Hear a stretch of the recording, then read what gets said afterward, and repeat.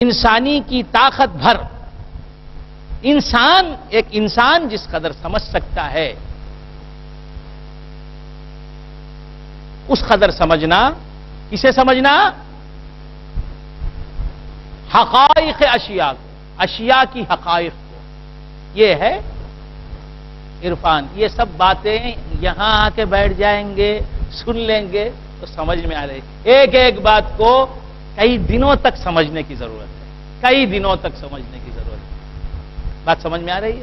تو ایک دو نشست میں کچھ سمجھ میں نہیں آنے والا۔ علم بہت ہے، تصوف بہت ہے، بات سمجھ میں آئے، کئی عناوین ہیں، اور تمام عنوان آپ یہ نہ سمجھیں کہ یہ خانقاہ میں بھی یہی بولتے ہیں، مسجد رائے پیٹ میں بھی یہی بولتے ہیں، ایسا نہیں ہے۔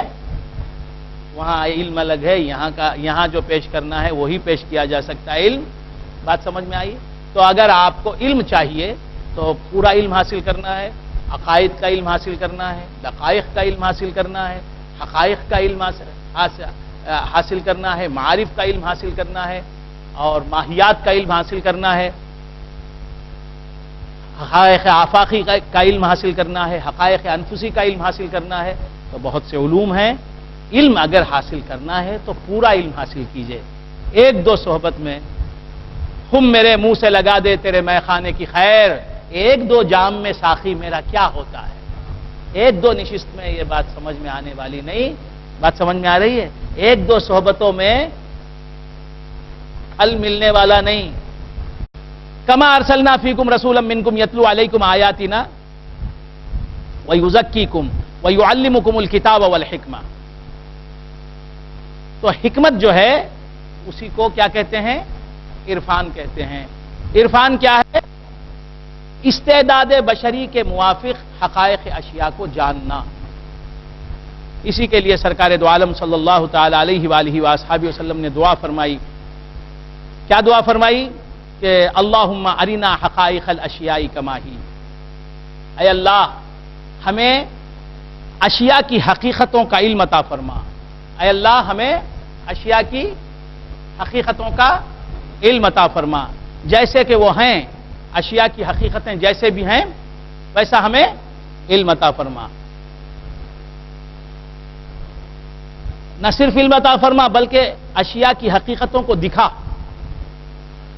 اشیاء کی حقیقتوں کو دکھا کہ اشیاء کی حقیقتیں کیا ہیں۔ وَيُعَلِّمُكُمُ الْكِتَابَ وَالْحِكْمَةَ وَيُعَلِّمُكُم مَّا لَمْ تَكُونُوا تَعْلَمُونَ۔ اور فرمایا کہ اللہ کے رسول جو ہیں تمہیں اس چیز کا علم دیتے ہیں جو تم نہیں جانتے۔ علم غیب ہمیں نہیں ہے، رسول اللہ علم غیب دیتے ہیں، تو وہ ان کے دینے کی وجہ سے ہم کو علم غیب ملتا ہے، تو خود رسول اللہ صلی اللہ علیہ وآلہ وآصحابہ وسلم کو علم غیب کیسے نہیں ہوگا؟ اس کے بعد اللہ تبارک و تعالیٰ نے ارشاد فرمایا فَاذْكُرُونِي أَذْكُرْكُمْ۔ کیا ارشاد فرمایا؟ فَاذْكُرُونِي أَذْكُرْكُمْ، تم مجھے یاد کرو میں تمہیں یاد کروں گا۔ You think of me, I'll think of you۔ فَاذْكُرُونِي أَذْكُرْكُمْ، تم مجھے یاد کرو میں تمہیں یاد کروں گا۔ وَاشْكُرُوا لِي وَلَا تَكْفُرُونَ۔ اللہ کیا فرماتا ہے؟ تم مجھے یاد کرو میں تمہیں یاد کروں گا۔ یہی ایک چیز ہے یاد، کہ اللہ نے فرمایا تم مجھے یاد کرو تو میں تمہیں یاد کروں گا، اور کسی چیز کے لیے نہیں فرمایا۔ تم میری عبادت کرو، میں تمہاری عبادت کروں گا نہیں کہا۔ بات سمجھ میں آ رہی ہے؟ یاد کے لیے کہا فَاذْكُرُونِي، تم مجھے یاد کرو، اذکرکم، میں تمہیں یاد کروں گا۔ پہلے تم مجھے یاد کرو، بعد میں تمہیں یاد کروں گا۔ تم مجھے یاد کرو گے تو تمہارے اعتبار سے یاد کرو گے، تم مجھے یاد کرو گے تو فقیر بن کر یاد کرو گے، تم مجھے یاد کرو گے تو حاجت روائی کے لیے یاد کرو گے، تم مجھے یاد کرو گے تو مانگنے کے لیے یاد کرو گے، مجھ سے لینے کے لیے یاد کرو گے، میں تمہیں یاد کروں گا تو دینے کے لیے یاد کروں گا۔ تم مجھے یاد کرو گے تو تمہارے اعتبار سے یاد کرو گے، میں تمہیں یاد کروں گا تو میرے اعتبار سے یاد کروں گا۔ فقیر بادشاہ کو یاد کرتا ہے تو اس سے امید رکھ کے یاد کرتا ہے، اس سے مانگتے ہوئے یاد کرتا ہے۔ اور بادشاہ یاد کرتا ہے فقیر کو تو دینے کے ارادے سے یاد کرتا ہے. اللہ فرماتا ہے فاذکرونی، تم مجھے یاد کرو، مجھ سے مانگ لینے کے لیے مجھے یاد کرو، میں تمہیں دینے کے لیے تمہیں یاد کروں گا. فاذکرونی اذکرکم واشکروا لی، میں جو تمہیں یاد کر رہا ہوں یہی سب سے بڑی دین ہے میری کہ میں تمہیں یاد کر رہا ہوں. خدا کا یاد کرنا کتنی بڑی عطا ہے. اللہ یاد کر لے، اللہ کے عاشق کو اس سے بڑی اور کوئی چیز نہیں ہے، اس سے بڑی اور کوئی نعمت نہیں ہے اس شاخ کے حق میں کہ مولا ہمیں یاد کر لیتا ہے. تو واشکروا لی، تم میرا شکر ادا کرو، ولا تکفرون، اور میری نعمت کا کفران نہ کرو، میری نعمت کی ناقدری نہ کرو، ناشکری نہ کرو. میں جو نعمتیں دے رہا ہوں ان کی ناشکری نہ کرو. یا ایھا الذین آمنوا استعینوا بالصبر والصلاۃ، یا ایھا الذین آمنوا استعینوا بالصبر والصلاۃ، اے ایمان والو استعینوا بالصبر والصلاۃ، مدد طلب کرو صبر اور صلاۃ کے ساتھ. مدد مانگو صبر اور صلاۃ کے ساتھ. کیا مطلب؟ ایک معنی تو یہ ہے کہ اے ایمان والو اللہ سے مدد مانگو صبر کے ساتھ اور نماز کے ساتھ. یعنی صبر بھی رہے تمہارے اندر، تم صابر بھی رہو اور پھر نماز کے پابند بھی رہو. پھر اللہ تبارک و تعالیٰ سے مدد مانگو تو اللہ کی مدد حاصل ہوگی. صبر بھی نہیں ہے، نماز بھی نہیں ہے، بے نمازی ہو، غیر صابر ہو اور اللہ سے مدد مانگ رہے ہو تو اللہ تعالیٰ ایسے گناہگاروں کی مدد نہیں فرماتا. ایک معنی تو یہ ہے. دوسرا معنی کیا ہے؟ اے ایمان والو استعینوا بالصبر والصلاۃ، استعینوا بالصبر والصلاۃ، صبر سے اور نماز سے مدد لو. یعنی صبر کرو، نماز پڑھو، تم کو مدد ملے گی، اللہ تبارک و تعالیٰ کی مدد ملے گی. تو صبر اور نماز تمہارے مددگار ہیں. حقیقی مددگار تو اللہ ہی ہے، حقیقی مددگار تو اللہ ہی ہے، حقیقی معاون، حقیقی معین تو اللہ ہی ہے، حقیقی حامی و ناصر تو اللہ ہی ہے. لیکن مجازن تمہارا فعل صبر اور تمہارا فعل نماز یہ بھی تمہارے مددگار بنتے ہیں. تو تمہارے اعمال تمہارے مددگار بنتے ہیں تو اللہ تعالیٰ کا محبوب تمہارا مددگار کیسے نہیں بن سکتا؟ یا ایھا الذین آمنوا استعینوا بالصبر والصلاۃ ان اللہ مع الصابرین، یقیناً اللہ تعالیٰ صبر کرنے والوں کے ساتھ ہے. صبر کرو گے تو اللہ کی مدد ملنا تو چھوٹی چیز ہے، اللہ کی ذات ہی تمہیں مل جاتی ہے. ان اللہ مع الصابرین، صبر کرنے کے ساتھ ہی اللہ کی ذات تمہارے ساتھ ہو جاتی ہے. اللہ تمہیں مل جاتا ہے. جب اللہ مل جاتا ہے صبر سے تو اللہ کی مدد کیسے نہیں ملے گی؟ ان اللہ مع الصابرین ولا تقولوا لمن يقتل في سبيل الله اموات، اور جو اللہ کے راستے میں قتل کر دیے جاتے ہیں، اللہ کے راستے میں جو لوگ شہید ہو جاتے ہیں انہیں مردہ مت کہو. ولا تقولوا لمن يقتل في سبيل الله اموات، حضرت علی شہید ہو گئے، حضرت حسین شہید ہو گئے، حضرت حسن شہید ہو گئے، حضرت طلحہ شہید ہو گئے، حضرت زبیر شہید ہو گئے، حضرت خبیب شہید ہو گئے. یہ شہداء جو ہیں یہ اللہ کے راستے میں جو شہید ہو گئے. ولا تقولوا لمن يقتل في سبيل الله اموات، ان کو تم مردہ نہ کہو، بل احیاء، بلکہ یہ زندہ ہیں، ولکن لا تشعرون، لیکن تمہیں اس بات کا شعور نہیں ہے. جو اللہ کے راستے میں قتل کر دیا جاتا ہے تو وہ قتل ہو کر بھی زندہ رہتا ہے، اس کی زندگی چھنتی نہیں. جو اللہ کے راستے میں اپنی زندگی دے دیتا ہے، اپنی حیات کی بازی لگا دیتا ہے، اپنی جان کا نذرانہ بارگاہ الہی میں پیش کر دیتا ہے، جو اپنی جان کی بازی لگا دیتا ہے، جو زندگی لٹا دیتا ہے اللہ کی راہ میں، اس کی زندگی زائل نہیں ہوتی، اس کی زندگی فنا نہیں ہوتی، اس کی زندگی کا سلسلہ ٹوٹتا نہیں، ختم نہیں ہوتا، اس کی زندگی جاری رہتی ہے. تو اللہ کو جو زندگی دے دیتا ہے، اللہ کے راستے میں جو زندگی دے دیتا ہے، اس کی زندگی ختم نہیں ہوتی. تو اللہ تبارک و تعالی کو جو چیز بھی بندہ دیتا ہے وہ چیز گویا دیتا نہیں بلکہ لیتا ہے. بات سمجھ میں آئی؟ تو اللہ کے راستے میں جو فنا ہو جاتا ہے، جو فنا فی اللہ ہو جاتا ہے، یہ تو اللہ کے راستے میں شہید ہونے والا، قتل ہونے والا، اللہ کے راستے میں قتل ہونے والا مرتا نہیں. جو اللہ میں فنا ہو جاتا ہے، جو اللہ کی ذات میں فنا ہو جاتا ہے، وہ کیسے فنا ہو سکتا ہے؟ وہ فنا نہیں ہو سکتا. غوث اعظم اللہ کی ذات میں فنا ہو گئے، خواجہ اجمیری اللہ کی ذات میں فنا ہو گئے، حضرت جنید بغدادی اللہ کی ذات میں فنا ہو گئے، حضرت بایزید بستامی اللہ کی ذات میں فنا ہو گئے، حضرات اولیاء کرام اللہ کی ذات میں فنا ہو گئے. تو جب وہ اللہ کی ذات میں فنا ہو گئے تو اللہ تبارک و تعالیٰ نے انہیں زندگی جاوید عطا فرمائی، حیات جاویدہ عطا فرمائی. وَلَا تَقُولُوا لِمَنْ يُقْتَلُ فِي سَبِيلِ اللَّهِ أَمْوَاتٌ بَلْ أَحْيَاءٌ وَلَٰكِن لَّا تَشْعُرُونَ. وہ زندہ ہیں لیکن تمہیں ان کی زندگی کی خبر نہیں ہے، شعور نہیں ہے، تم زندگی نہیں سمجھ سکتے. اس زندگی کو جاننا اللہ کا کام ہے، اللہ جانتا ہے ان کی زندگی کو. وَلَنَبْلُوَنَّكُمْ بِشَيْءٍ مِّنَ الْخَوْفِ وَالْجُوعِ وَنَقْصٍ مِّنَ الْأَمْوَالِ وَالْأَنفُسِ وَالثَّمَرَاتِ. وَلَنَبْلُوَنَّكُمْ بِشَيْءٍ مِّنَ الْخَوْفِ. اللہ تبارک و تعالیٰ ارشاد فرماتا ہے اور البتہ تحقیق ہم تمہیں آزما کے رہیں گے. بِشَيْءٍ مِّنَ الْخَوْفِ، کچھ خوف دے کر، وَالْجُوعِ اور بھوک دے کر.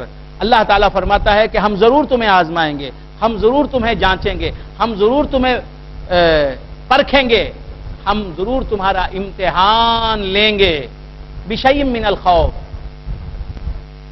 خوف تمہارے قلب میں ڈر ڈال کر، خوف ڈال کر، بھے ڈال کر، بیم ڈال کر تمہیں خوف میں مبتلا کر کے تمہیں آزمائیں گے.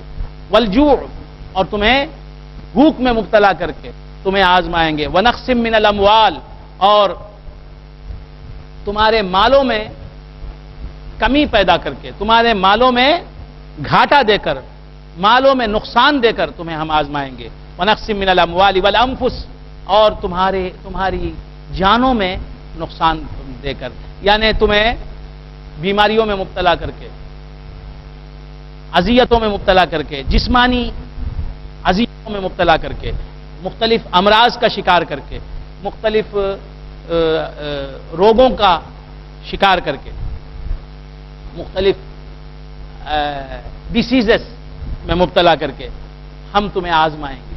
یہ آزمائش ہے تمہاری، یہ امتحان ہے تمہارا جو ہم لے رہے ہیں.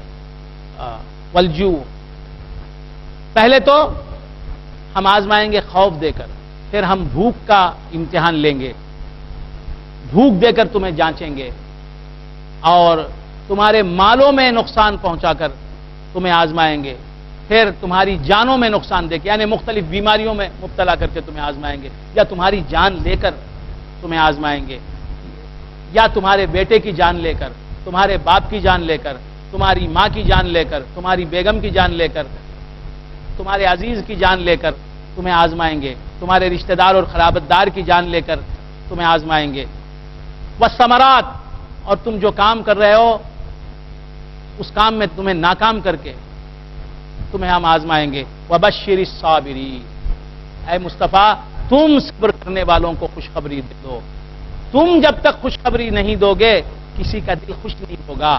تمہاری زبان سے خوشخبری نکلتی ہے تو خوشخبری نتیجہ خیز ثابت ہوتی ہے.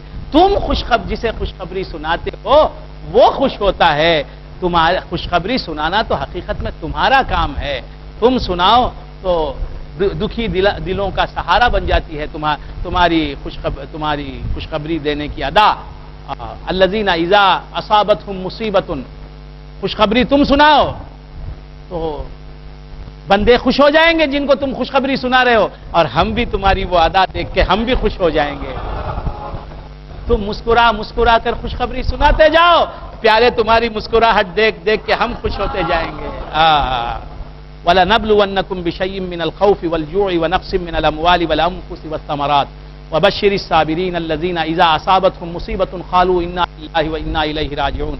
صبر کرنے والوں کو اے محبوب تم خوشخبری سنا دو، جنہیں کوئی مصیبت پہنچتی ہے تو وہ کہتے ہیں انا للہ و انا الیہ راجعون، یقیناً ہم اللہ کے لیے ہیں اور یقیناً ہم اللہ کی طرف راجع ہونے والے ہیں. اولئک علیہم صلوات من ربہم ورحمہ، انہی لوگوں کے لیے ہیں صلوات، رحمتیں ان کے رب کی طرف سے، ورحمہ اور رحمت، اور یہی لوگ ہیں ہدایت پانے والے، یہ لوگ ہدایت پانے والے ہیں. ان الصفا والمروہ من شعائر اللہ، یقیناً صفا اور مروہ یہ دو پہاڑیاں ہیں.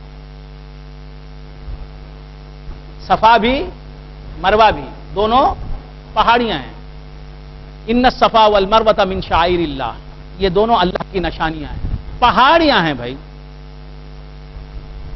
صفا ایک پہاڑی ہے، ایک ماؤنٹین ہے. مروہ ایک پہاڑی ہے، ایک ماؤنٹین ہے. اللہ فرماتا ہے کہ میری نشانیاں ہیں، یہ میری نشانیاں ہیں، میری قدرت کی نشانیاں ہیں. قدرت کی نشانیاں بھی نہیں کہا، من شعائر اللہ، اللہ کی نشانیاں ہیں. اللہ کی نشانیاں کیا ہیں؟ نشانیاں میں پہاڑیاں. صفا ایک پہاڑی، مروہ ایک پہاڑی. پہاڑی اللہ کی نشانی کیسے بن گئی؟ پہاڑی اللہ کی نشانی کیسے بن گئی؟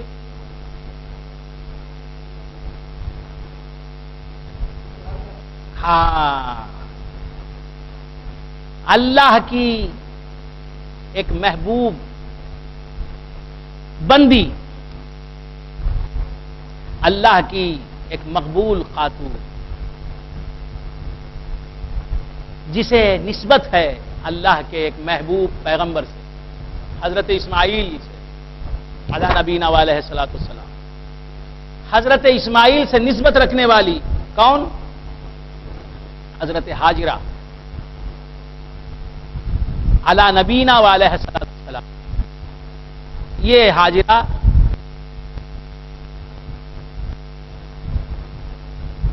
ان کو ان کے شوہر نے خانہ کعبہ کے قریب لا کر چھوڑ دیا اور خود چلے گئے. حضرت اسماعیل علیہ الصلوۃ والسلام ابھی شیرخوار بچے ہیں، طفل شیرخوار ہیں، دودھ پینے والے بچے ہیں. اور حضرت ہاجرہ ان کی ماں حضرت ابراہیم علیہ الصلوۃ والسلام کی مقدس بیوی روضہ رضی اللہ تعالی عنہا حضرت ہاجرہ کو اور حضرت اسماعیل کو اللہ کے حکم سے حضرت ابراہیم علیہ الصلوۃ والسلام لاتے ہیں اور لا کے خانہ کعبہ کے پاس اللہ کے مقدس گھر ہولی کعبہ سے قریب میدان میں چھوڑ دیتے ہیں.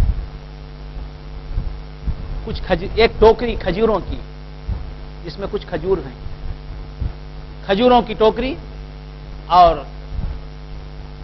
تھوڑا سا پانی رکھ دیتے ہیں اور خود چلے جاتے ہیں. حضرت ہاجرہ اور حضرت اسماعیل کو چھوڑ دیتے ہیں. جاتے ہیں حضرت ہاجرہ اور حضرت اسماعیل کو چھوڑ کر کون جاتے ہیں؟ حضرت ابراہیم. اسماعیل کہا میں نے؟ حضرت ابراہیم علیہ الصلوۃ والسلام اپنی بیوی اور اپنے بیٹے کو خانہ کعبہ کے جواب میں قرب میں چھوڑ دیتے. کہتے ہیں کہ مجھے اب اجازت دو، میں جا رہا ہوں، یہ رخصت ہونے دو. حضرت ہاجرہ راست کہتے ہیں کہ ابراہیم علیہ السلام آ رہے ہیں، تشریف لے جا رہے ہیں، ضرور جائیں، لیکن اتنا بتائیے گا کہ آپ مجھے اور اپنے بیٹے کو یہاں چھوڑ جا رہے ہیں، اپنی بیوی کو اور اپنے بیٹے کو یہاں چھوڑ جا رہے ہیں، یہ کسی کے کہنے سے چھوڑ جا رہے ہیں یا اپنے رب کے حکم سے چھوڑ جا رہے ہیں؟ آپ پیغمبر ہیں، میں جانتی ہوں آپ پیغمبر ہیں، آپ نبی ہیں، آپ رسول ہیں، آپ صاحب شریعت ہیں، آپ ہمیں چھوڑ جا رہے ہیں تو اپنے رب کے حکم سے چھوڑ جا رہے ہیں یا کسی اور کی وجہ سے؟ کہا کہ میں اپنے رب کے حکم سے چھوڑ جا. کہا تو پھر آئیے، جس کا حکم ہے ہمیں یہاں چھوڑنے کا وہی ہماری کفالت کرے گا، وہی ہمارا وکیل ہے، وہی ہمارا کفیل ہے، وہی ہمارا کارساز ہے، وہی ہمارا روا ہے. آپ جائیں، آپ نہیں ہوں گے ہمارے ساتھ لیکن آپ کا پاک پروردگار ہمارے ساتھ ہوگا، وہ ہمیں دیکھ رہا ہوگا، وہ ہماری ہر حالت نظر کرے گا، وہ ہماری ہر ضرورت کو پورا کرے گا۔ حضرت ابراہیم علیہ نبینا علیہ الصلوۃ والسلام چل دیے۔ حضرت ابراہیم علیہ الصلوۃ والسلام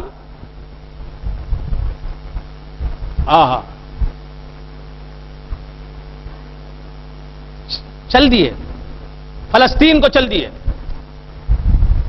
اسرائیل وہیں سے آئے، خانہ کعبہ کے پاس چھوڑ دیا، اور کہاں چلے گئے؟ وہاں چلے گئے۔ کچھ دن گزرے، تھوڑا سا پانی تو چھوڑ گئے تھے حضرت ابراہیم علیہ الصلوۃ والسلام، کچھ کھجوریں تو دے گئے تھے، وہ کھجوریں بھی تمام ہو گئی، پانی بھی ختم ہو گیا۔ اب کھانے پینے کا کوئی انتظام نہیں، کھانے پینے کا کوئی انتظام نہیں۔ ایک لمحہ وہ آیا کہ حضرت حاجرہ رضی اللہ تعالی عنہ اور حضرت اسماعیل علی نبینا علیہ الصلوۃ والسلام دونوں پیاسے ہو گئے۔ حاجرہ بھی دودھ پلانے کے قابل نہیں رہی، کیونکہ خود پیاسی ہیں، بھوکی ہیں کئی دنوں سے، لہذا دودھ پلانے کے وہ قابل نہیں رہیں، وہ خود پیاسی ہیں۔ پیاس ناقابل حد کو پہنچ گئی، ناقابل برداشت حد کو پہنچ گئی، حالت پریشان کن ہے۔ حاجرہ نے تلاش کیا، دور دور تک پانی کا نام و نشان نہیں۔ بچہ رو رہا ہے، بلک رہا ہے، سسک رہا ہے، کون؟ حضرت اسماعیل۔ بچے کو وہیں چھوڑا، کعبے کی آغوش میں، کعبے سے قریب جگہ پر بچے کو چھوڑ دیا، اور خود دوڑی دوڑی گئیں دو پہاڑیاں، صفا اور مروہ۔ صفا کی پہاڑی پر جا کے دیکھا کہ کوئی قافلہ آ رہا ہے، کوئی آدمی آ رہا ہے، اگر کوئی آ رہا ہو تو اگر اس کے پاس کچھ کھانے پینے کی چیز ہو تو مانگ لوں۔ کوئی شخص نہیں آ رہا، پرندہ بھی پر نہیں مار رہا ہے۔ پھر مایوس ہو کے لوٹی، پھر خیال آیا دیکھو اس طرف کوئی ہے، تو مروہ ایک پہاڑی ہے، ادھر صفا ہے ادھر مروہ، تو مروہ کے اوپر جا کے دیکھتی ہیں کہ کوئی آیا ہے، کوئی نہیں آیا، کوئی قافلہ آ رہا ہے، کوئی کیروان آ رہا ہے۔ تو صفا سے مروہ جاتی، پھر مروہ سے صفا جاتی، تو بیچ میں دوڑتی، پانی کا نام و نشان نہیں، کچھ پھیرے لگائے، صفا سے مروہ، مروہ سے صفا، صفا سے مروہ، مروہ سے صفا۔ کس نے لگائے؟ بی بی حاجرہ نے۔ اللہ تعالیٰ کو وعدہ پسند آ گئی۔ یہ کون ہے حاجرہ؟ نور مصطفیٰ اس کے بطن میں پل رہا ہے۔ ایک لمحہ تھا، ایک زمانہ تھا، حضور کا نور حضرت حاجرہ کے پیٹ میں تھا۔ کیسے تھا؟ اسماعیل علیہ السلام میں نور مصطفیٰ تھا، اسماعیل علیہ السلام حضرت حاجرہ کے بطن میں، مقدس بطن میں تھے۔ تو یہ مصطفیٰ علیہ السلام، حضور علیہ السلام کی ماں ہوتی ہیں حضرت حاجرہ۔ وہ مصطفیٰ کی ماں کی ادا پسند آ گئی۔ بچہ جو ہے دور ہے، بچے کے ساتھ اللہ بھی ہے، وَاعْلَمُوا أَنَّ فِيكُمْ رَسُولَ اللَّهِ بھی ہے، اللہ بھی ہے، اللہ کا رسول بھی ہے۔ چھوڑ کے یہ ماں تلاش میں پانی کی لگی، پانی اور کہیں ملا نہیں، تلاش کیا صفا سے مروہ، وہ مروہ سے صفا پھرنا، دوڑنا بیچ میں اللہ کو پسند آ گیا۔ حاجیوں سے کہہ دیا کہ جب حج کرنے آؤ، ان الصفا والمروہ من شعائر اللہ، ان الصفا والمروہ من شعائر اللہ، یقیناً صفا اور مروہ اللہ کی نشانیوں میں سے دو نشانیاں ہیں۔ فمن حج البیت، کس کی نشانیاں ہیں؟ حاجرہ کی نشانیاں ہیں۔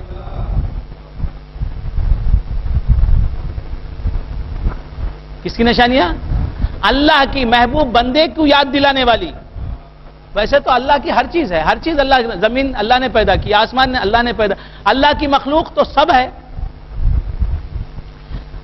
صفا اور مروہ کی پہاڑی کو نسبت حضرت حاجرہ سے ہوئی، لہذا اللہ کی مخلوق سے جسے نسبت ہے وہ اللہ کی یادگار بن جاتی ہے، اللہ کی نشانی بن جاتی ہے۔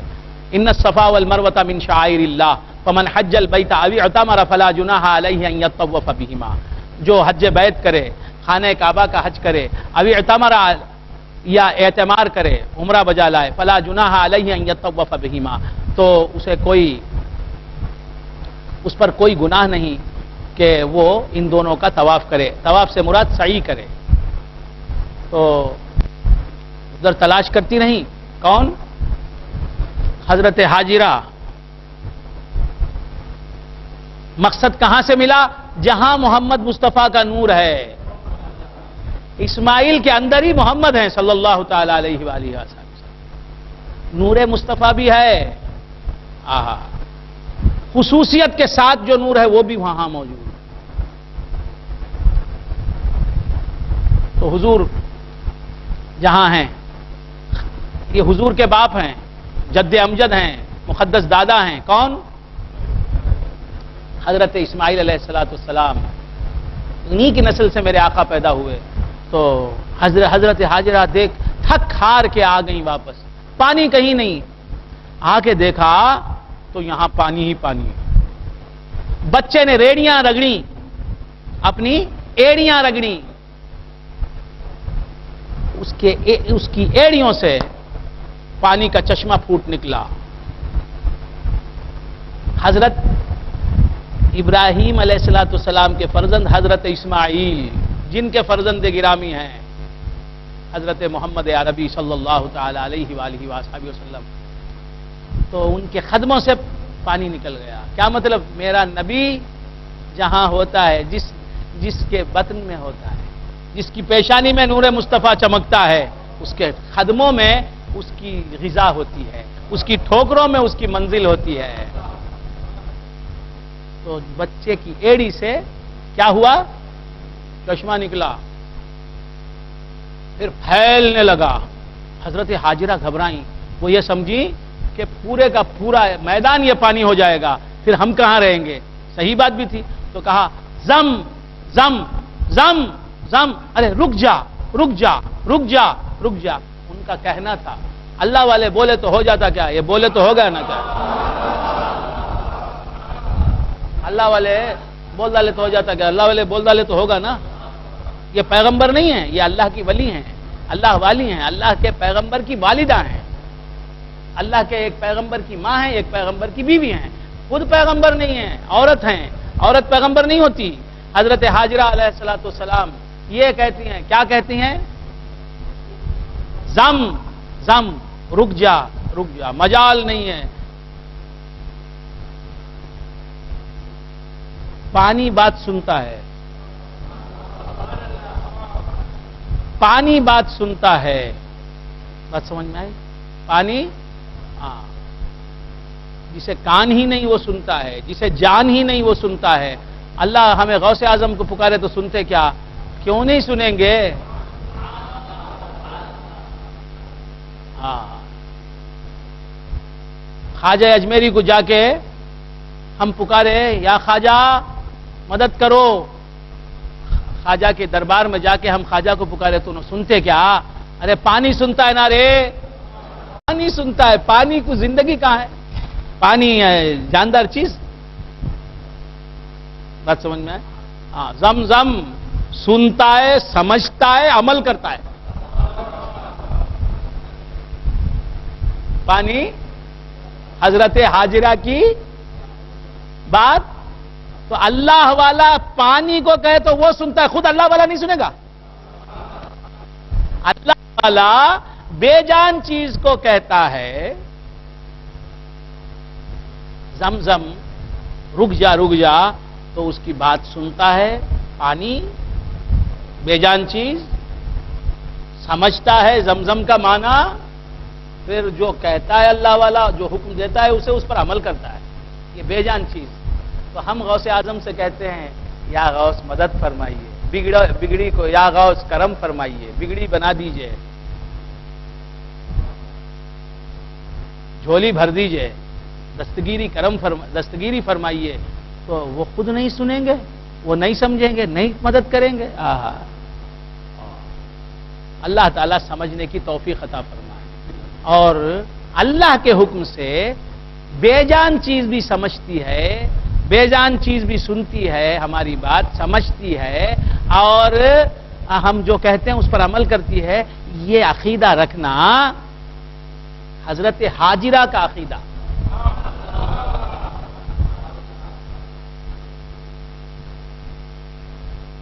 آپ بول سکتے کیا ویسا کر سکتے ہو؟ کون یا غوث پکار سکتے کیا؟ نہیں پکار سکتے بول کو قرآن میں ہے کیا؟ بتا بھائی، نہیں پکار سکتے بول کر قرآن ہے کیا؟ حدیث میں ہے کیا؟ اللہ تعالیٰ سمجھنے کی توفیق عطا فرمائے۔ خدا جب دین لیتا ہے تو عقلیں چھین لیتا ہے۔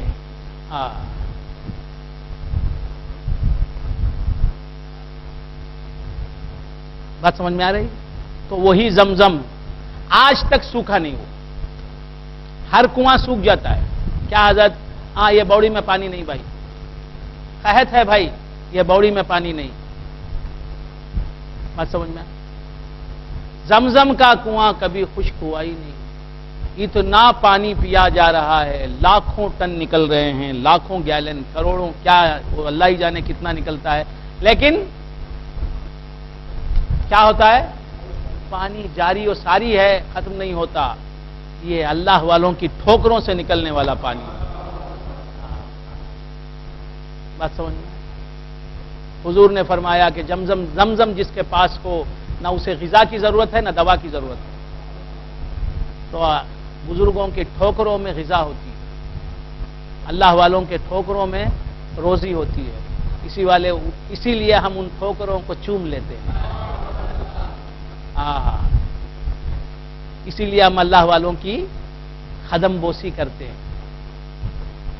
ان الصفا والمروۃ من شعائر اللہ فمن حج البیت او اعتمر فلا جناح علیہ ان یطوف بہما ومن تطوع خیرا فان اللہ شاکر علیم۔ جو نفلی طور پر کوئی نیک کام کرے، یقیناً اللہ تبارک و تعالیٰ بہت شکر کرنے والا، یعنی بہت قدردان اور بہت علم رکھنے والا ہے۔ تو میں سمجھتا ہوں کہ یہیں تک آج کی تقریر رکھ دی جائے۔